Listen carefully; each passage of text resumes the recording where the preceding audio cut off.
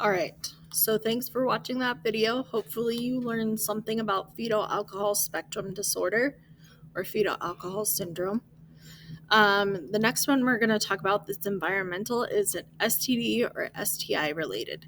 So basically, you just need to know that STDs and STIs can infect a fetus before birth, during the pregnancy, or they can be passed during delivery. So some STDs and STIs can cause miscarriage. I'm sure this is probably going to be too late, but for those of you who are still here, don't forget that you need to sign your time cards before you leave today. Thanks. Have a great weekend. Okay, sorry for that interruption, but here we go. So some symptoms: miscarriage, preterm labor and delivery, meaning the baby is born early. Low birth weight, it can cause babies to be blind or deaf, can cause bone deformities, intellectual disability, or even a stillbirth. Mom should be tested for STDs and STIs as part of prenatal care. Not all of them can be cured, but early treatment actually decreases the chance that the baby will get the disease. So they can be treated, and it decreases the chance that the baby will have the STD or STI. Then we have tobacco influenced. Smoking during pregnancy can cause birth defects, premature birth, or sudden infant death syndrome. So, some symptoms: low birth weight, premature birth, damage to baby's lungs and brain, cleft lip and cleft palate, and cerebral palsy.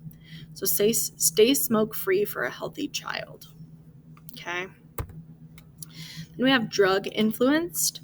Illegal drugs and some prescription and over the counter medications can cause birth defects during pregnancy. Basically, mom should not be taking any medication, including herbal supplements or like cold medicine, allergy medicine, without a doctor's approval. The reason why is most medications are not tested on pregnant people because we can't really be like, hey, try this medication and we're going to see if it's going to mess your baby up, right? It doesn't work that way. It's not ethical to do that. So there are some medications that doctors have put females on, and they say, yeah, these ones are safe because we haven't seen anybody that's taken these medications that has had a baby born with a birth defect. So doctors will know that. Same thing with herbal supplements. Sometimes people think that all herbal supplements are safe during pregnancy, and that is not the case. So mom should check with a doctor before taking any type of drugs. And obviously don't do illegal drugs when pregnant, okay? Well, so infants can be born addicted to drugs, especially illegal drugs or prescription painkillers. Here are some symptoms of those. Something to note for males is drugs can actually affect sperm and fertility. So sometimes males that have done drugs have a hard time having kids.